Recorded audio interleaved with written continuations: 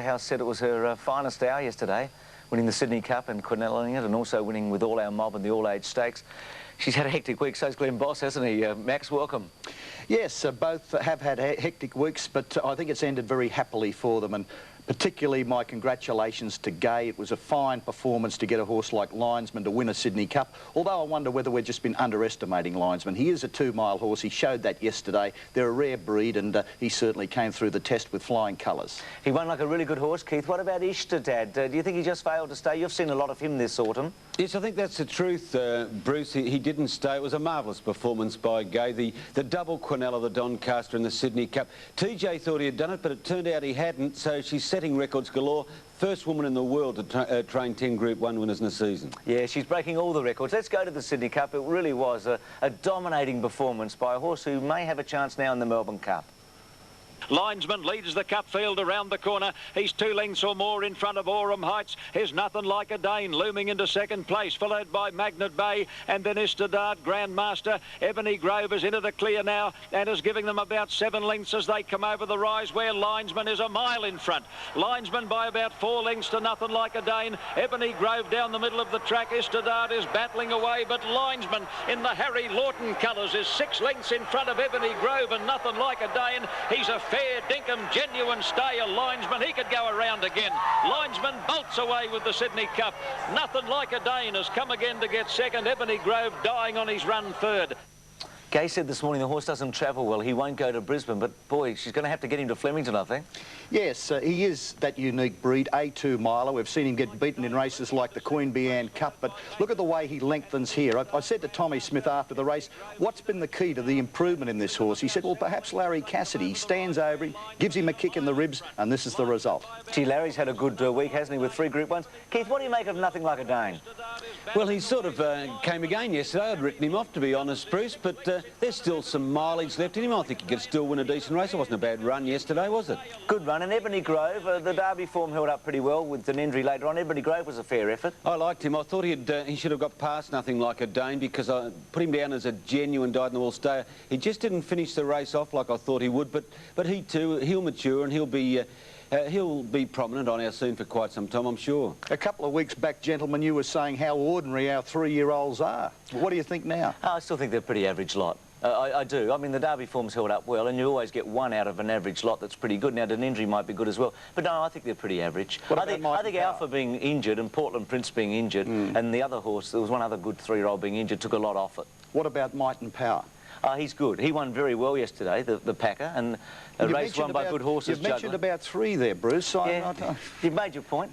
All Our Mob was very impressive in the All-Age. Let's have a look at him. I love this horse. Kingston Bay, the leader. Catlin Opening is over-raced in the early part of the race. All Our Mob is now easing out 3 deep. Pearl Princess pratted 4 wide on the corner. Shame is right on their heels, turning for home, and Nick's Joy is last of the 6 as they come over the rise. Kingston Bay joined quickly by Catlin Opening, but here comes the mobster. All Our Mob on the outside has raced up quickly and put his head in front of Catlin Opening. It's All Our Mob taking a half-length lead over Catlin Opening, who's not going to give in cheaply. He's fighting back strongly. Shame is starting to motor home, but All Our Mob sent hard to the line by little Chrissy Munce, and All Our Mob wins the All-Age Stakes in great style over Shame, with Catlin Opening third. You love him, Keith? Oh, I do. He just puts in every time, Bruce. I think he'll meet his Waterloo next week, though. He's taking on the Big O, but he'll serve it up to Big O, won't he? I think he'll beat him. You are trying to make a name for yourself. No, I hope he doesn't, and I really like All Our Mob too. I don't love him like Keith does, but he is the most professional racehorse. A Stradbroke win, a Newmarket win, placed in the Doncaster again this year, McKinnon win. But I think he will beat Octagon on the Queen Elizabeth. I hope I am wrong, but I think he'll beat him. I think the point you're making, though, it's going to be a great farewell, and Octagonal is going to have to earn his applause to beat this horse. Yeah, it'll be a real contest, won't it? And he just did the job as he always does. What about Denendry? She's starting to look a bit special, isn't she? Yes, I think she's a very, very good filly. Lance O'Sullivan on Ella Capella, though, he earns my vote for the Booby Prize of the Carnival Award. This was a most untidy effort. Well, okay. Oh, it was a Barry Crocker. It was a terrible ride. He got that filly into a pocket that he couldn't get out of it, and you really have to be frank and say that that was a bad one from an international jockey. Okay, let's go to the race. We'll take the call in a moment. We'll set up where this horse is, Ella Capella, just before we hear the call from John Tapp. So we go to the Oaks now with with Denendry coming from well back in the field to run them down. Now, where is El Capella at the moment, Max? Can you... He's in the red and green colours. He's inside in about 5th place. Denendry slips up on the outside, which was there in the blue colours just in a sec. Slips up on the outside. Now, El Capella looks for a run through the field. Now you'll see the horse, his head gets yanked out a couple of times. I've never... Look, it nearly came down. It was an interesting performance. Assertive Lass in front of the 200. Denendry comes to her quickly. Assertive Lass trying her heart out. Denendry having a bit of a battle, but now she gets the upper hand. And the Derby runner-up, Denendry, and a good job for Glenn Boss. Denendry races away to beat Assertive Lass. Ella Capella third. Shigeru Charlotte has run a great race fourth.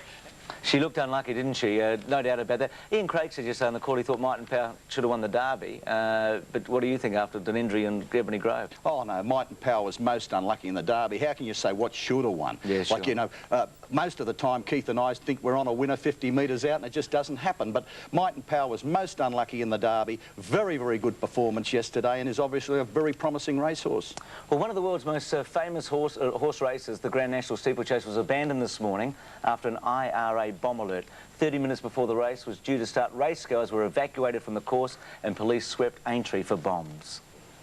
Aintree was packed. 60,000 people crowded in for the world's most famous horse race. The mood was one of anticipation and excitement as the runners paraded round the ring. Then came the first sign something was wrong. It was half an hour to race time, but the tannoys were announcing an evacuation. Please evacuate the whole race course and make your way to the centre course and coach park areas. The crowds were good-humoured, there was no panic, and they were ushered across the course and away from the buildings. There have been 2 coded bomb warnings received by the police, and there is no possibility of taking any chances.